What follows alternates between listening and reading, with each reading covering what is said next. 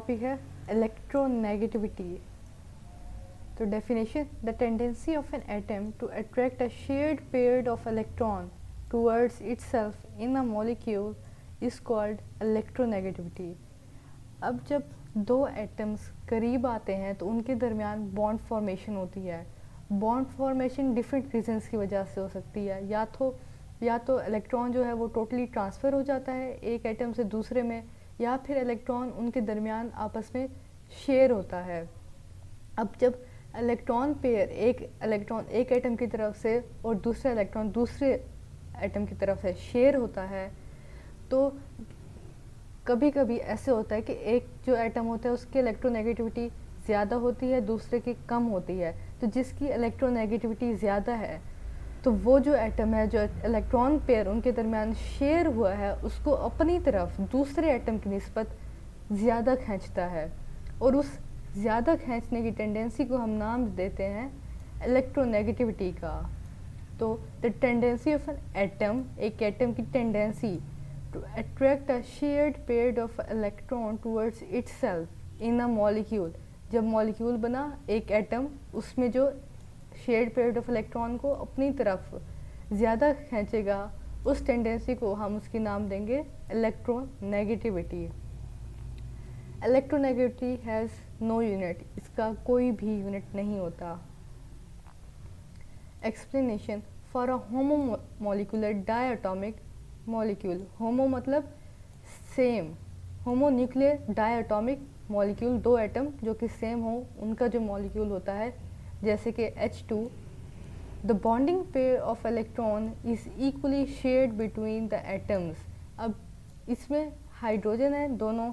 अब जो एक हाइड्रोजन जितनी ताकत से अपनी तरफ इलेक्ट्रॉन पेयर खींचेगा, उतनी ही ताकत से दूसरा हाइड्रोजन एटम अपनी तरफ खींचेगा। तो दोनों की इलेक्ट्रोनेगेटिविटी सेम होगी और इलेक्ट्रॉन पेयर जो होगा वो इक्वली शेयर्ड होगा इन के दरमियान जो कि सेम एटम्स हैं।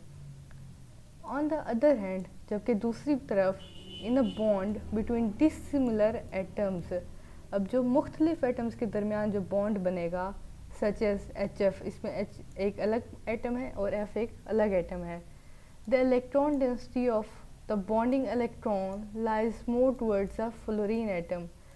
अब HF का जो मॉलिक्यूल है उसमें जो इलेक्ट्रॉन पे शेयर हुआ है वो फ्लोरीन की तरफ ज़्यादा खींचेगा as compare to hydrogen atom.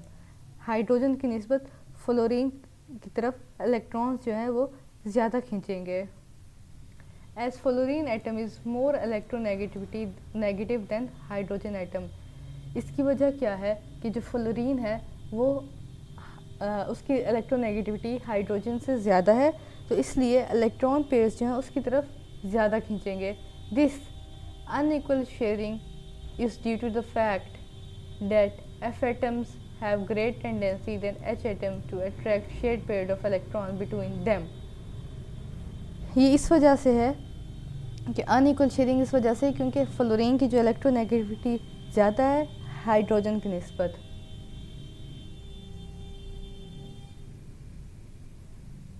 Electronegativity difference of elements can be related to dipole moments and bond energy। अब जो डिफरेंस है इलेक्ट्रोनेगेटिविटी का दो एटम्स के दरमियान एक मॉलिक्यूल में, उसको हम डाइपोल मोमेंट से या बॉन्ड एनर्जी से रिलेट कर सकते हैं। जितनी ज़्यादा इलेक्ट्रोनेगेटिविटी डिफरेंस होगा, बॉन्ड एनर्जी उतनी ज़्यादा होगी, उतनी ज़्यादा हमें पावर चाहिए होगी, एनर्जी चाहिए होगी उस बॉन्ड को तोड़ने के लिए। और जितनी ज़्यादा इलेक्ट्रोनेगेटिविटी डिफरेंस होगा, डाइपोल मोमेंट जो होता है वो भी उतना ही ज़्यादा होगा।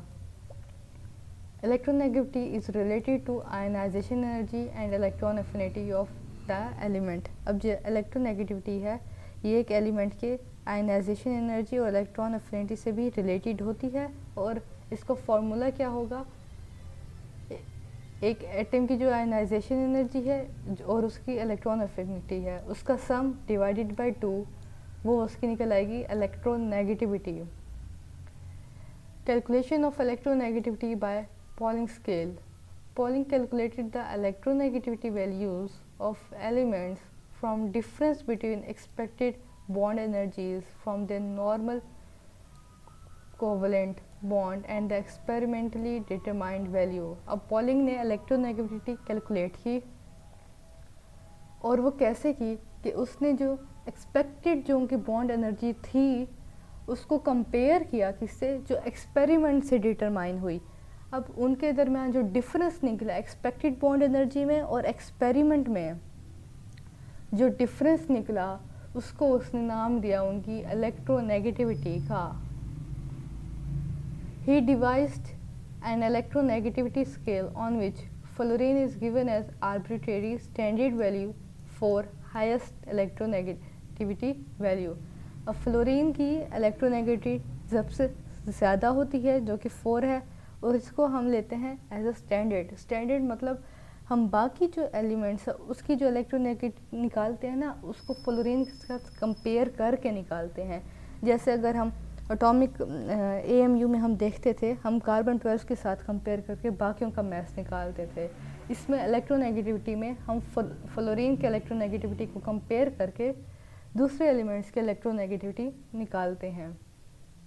And the electronegativity value of caesium is 0.7 lowest electronegativity value. आपने अब इसको याद रखना है कि सबसे ज़्यादा फ्लोरीन की है जो कि 4 है, और सबसे कम जो है वो सीजियम की है जो कि 0.7।